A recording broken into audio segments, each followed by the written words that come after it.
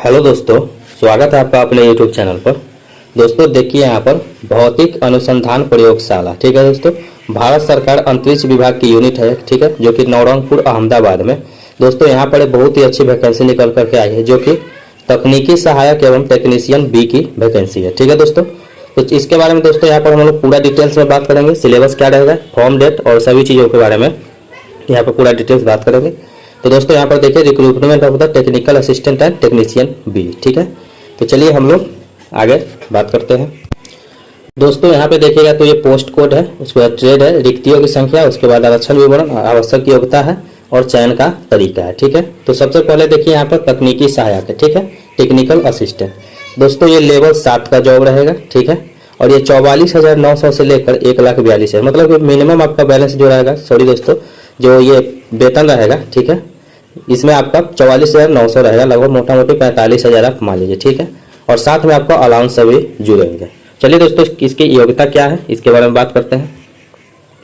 देखिए दोस्तों सिविल से है, तो सिविल में आपका 2 पोस्ट रहेगा, ठीक है। इसमें दोस्तों ओबीसी का एक पोस्ट है और एसटी का एक पोस्ट है। इसमें योग्यता है कि मान्यता प्राप्त राज्य बोर्ड से सिविल इंजीनियरिंग में, ठीक है, प्रथम श्रेणी में डिप्लोमा होना चाहिए, ठीक है।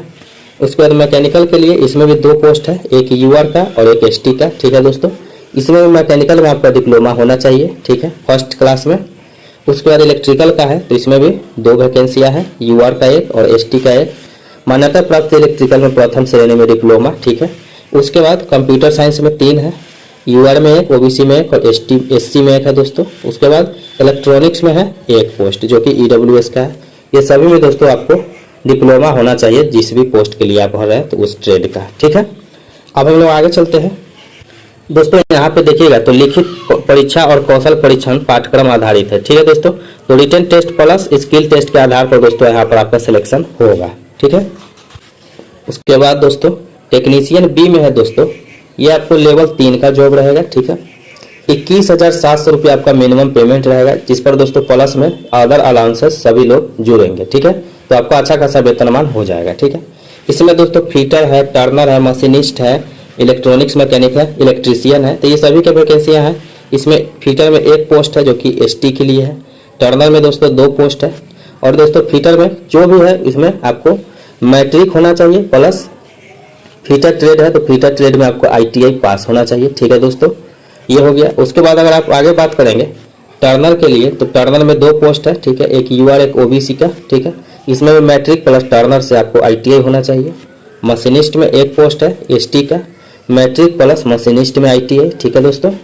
इलेक्ट्रॉनिक्स मैकेनिक की बात करें तो 2 पोस्ट है, एक यूआर का एक ओबीसी का, ठीक है। तो इसमें भी मैट्रिक प्लस इलेक्ट्रॉनिक्स मैकेनिक्स में आपका होना चाहिए आईटीआई। आगे बात करें दोस्तों तो इलेक्ट्रीशियन में आपको 2 पोस्ट है, ठीक है। इसमें दोस्तों आपको यूआर में एक है, ईडब्ल्यूएस में एक है, तो आपको इलेक्ट्रीशियन में यहाँ पर आपको आईटीआई होना चाहिए किसी भी एनसीवीटी या एससीवीटी से। प्लम्बर की बात करो तो 1 पोस्ट है, यूआर का 1 पोस्ट है, ठीक है, और ये प्लम्बर में आपको आईटीआई होना चाहिए। रेफ्रिजरेशन एंड एयर कंडीशनिंग की बात करें तो 1 पोस्ट है जो कि एससी का है। इसमें दोस्तों आपको रेफ्रिजरेशन एंड एयर कंडीशनिंग में आपको होना चाहिए आईटीआई, ठीक है दोस्तों। तो ये तो हो गया योग्यता की बात। और चलिए आगे बात करते हैं।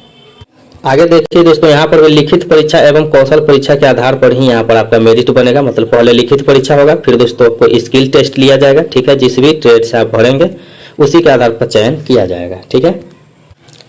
एज लिमिट की बात करें दोस्तों तो 31/10/2025 को आपको 18 से लेकर के 35 वर्ष के बीच में होना चाहिए, ठीक है।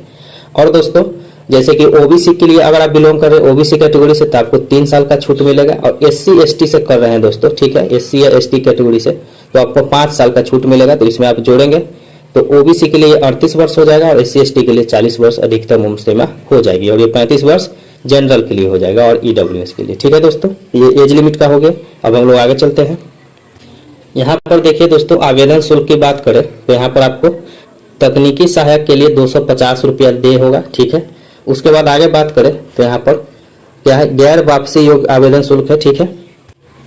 देखिए दोस्तों ये जो शुल्क है ये दोस्तों 250 रुपया पर, इस पर कंडीशन है आपको फॉर्म भरते समय, ठीक है, फॉर्म भरते समय आपको 750 रुपये का पेमेंट करना है, ठीक है दोस्तों। तो जब ये 750 रुपये का आप पेमेंट करेंगे, ठीक है, तो यहाँ पर आपको 500 रुपये आ जाएगा आपको रिटर्निंग, अगर आप लिखित परीक्षा में सम्मिलित होते हैं तो, ठीक है, 500 आपको रिटर्निंग आ जाएंगे। और दोस्तों जो ये SC ST और ये PWD कैंडिडेट्स है, तो इनको भी दोस्तों 500 रुपये देना है। ठीक है, तो इनको पूरा आ जाएगा दोस्तों यहाँ पर SC ST और PWD कैंडिडेट्स भूतपूर्व सैनिक को, तो ये पूरा आ जाएगा। तो इनका तो दोस्तों समझते 0 हो गया फीस और आपको 250 रुपये लगा। ठीक है, तो आप लिखित परीक्षा देते हैं जब, तो आपको यहाँ पर वापस किया जाएगा फीस को। ठीक है, उसी प्रकार से दोस्तों यहाँ टेक्नीशियन बी में है कि 100 रुपया फीस इस प्रकार से है कि आपको पहले 500 रुपया देना है। ठीक है, उसके बाद जब आप रिटर्न एग्जाम में पास नहीं होना है दोस्तों, सिर्फ शामिल होना है। ठीक है, तो शामिल होंगे तो आपको 400 रुपया यहाँ पर वापस कर दिया जाएगा, तो आपका शुल्क हो गया 100 रुपया। और दोस्तों जो SC ST कैटेगरी से बिलोंग कर रहे हैं तो उनको तो 400 रुपया पेमेंट ही करना होगा, तो उनका पूरा का पूरा वापस आ जाएगा। ठीक है दोस्तों, तो इस प्रकार से रहने वाला है। तो आगे चलते हैं। देखिए दोस्तों यहाँ पर आवेदन 4/10/2025 यानी 4 अक्टूबर से लेकर के 10 बजे से स्टार्ट होगा और 31/10 यानी कि 31 अक्टूबर 2025 तक यहाँ पर आपको रहने वाला है। ये लिंक आपको रहेगा। ठीक है, तो आपको ऑनलाइन आवेदन करना है दोस्तों। आपका ये वेबसाइट है www.prls.res.in और /opar। ठीक है, तो इस पर जब आप जाएंगे तो यहाँ पर आपको अप्लाई करने का लिंक मिलेगा, तो आप अप्लाई कर सकते हैं। ठीक है, ये आपका डेट रहने वाला है, तो ये डेट आपको ध्यान में रखना है और अप्लाई करना है। ठीक है दोस्तों यहाँ पर जब आप रिटन एग्जाम पास कर लेंगे तो सभी अभ्यर्थियों को यात्रा भत्ता दिया जाएगा। स्किल टेस्ट एग्जाम के लिए आपको यात्रा भत्ता दिया जाएगा, तो आप जाकर के वहाँ पर अपना यात्रा भत्ता से दे सकते हैं एग्जाम। ठीक है दोस्तों, ट्रैवलिंग अलाउंस आपको मिलेगा।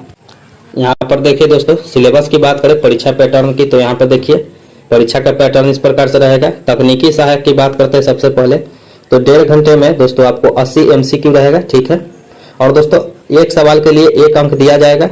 अगर आप नेगेटिव होता है, गलत होता है तो 0.33 आपका अंक कट जाएगा। ठीक है, तो नेगेटिव मार्किंग भी है, आपको ध्यान में रखना है। और दोस्तों उसके बाद क्या होगा, कौशल परीक्षण होगा। 100 अंकों के लिए आयोजित किया जाएगा ये स्किल टेस्ट। ठीक है दोस्तों, दोनों के लिए। ठीक है, अब यहाँ पे बात करते हैं टेक्नीशियन बी के लिए, तो इसमें भी 1.5 घंटे का समय रहेगा, 80 MCQ रहेगा। ठीक है, और 1 अंक देगा। ठीक है दोस्तों, जब सही उत्तर के लिए, और 0.33 कट जाएगा। मतलब अगर आप 3 प्रश्न गलत कर देते हैं तो आपका 1 अंक कट जाएगा। ठीक है, ये दोस्तों रिटन एग्जामिनेशन का है। और उसी प्रकार से 100 अंक का यहाँ पर फिर दोस्तों टेक्नीशियन बी के लिए भी आपको हो जाएगा। ठीक है, ये दोस्तों आपको क्वालिफाइंग नेचर है, मतलब कि इससे आपका मेरिट डिसाइड नहीं होगा, इसको बस पास कर जाना है। ठीक है, जितना क्वालिफाइंग मार्क्स रहेगा उतना लाके इसमें दोस्तों आपका मेरिट आपको इसी लिखित परीक्षा से बनेगा। ठीक है दोस्तों, देखिए दोस्तों यहाँ पर अनारक्षित वर्ग के समस्त पद के लिए 80 में से 32 नंबर जब आप लाएंगे तो लिखित परीक्षा में उत्तीर्ण हो जाएंगे। ठीक है, मतलब कि क्वालिफाई कर जाएंगे। और यहाँ पर कौशल परीक्षा में आपको लाना होगा 50 अंक। ठीक है दोस्तों, ये UR के लिए है। उसके बाद आरक्षित अभ्यर्थियों केवल तभी जब कोई पद आरक्षित हो। ठीक है, तो यहाँ 24 मार्क्स लाना है क्वालिफाई करने के लिए लिखित परीक्षा, और दोस्तों 40 मार्क्स लाना है आपको 100 अंक में से। ठीक है, तो हम बोले थे कि जो दिया रहेगा उतना क्वालिफाई कर जाना है। ठीक है, आगे चलिए। तो दोस्तों ये बहुत ही अच्छा एक वैकेंसी अपॉर्चुनिटी है, तो जो लोग इसके लिए एलिजिबल है जरूर अप्लाई कीजिएगा। ठीक है दोस्तों, क्योंकि ये आपके लिए गोल्डन अपॉर्चुनिटी साबित हो सकता है, क्योंकि एक अच्छा जॉब है। ठीक है दोस्तों, भारत सरकार का जॉब है, बढ़िया जॉब है दोस्तों, लग जाइए। ठीक है, मिलते हैं नेक्स्ट वीडियो में। तब तक के लिए दोस्तों वीडियो को लाइक शेयर सब्सक्राइब जरूर कर दीजिएगा। धन्यवाद।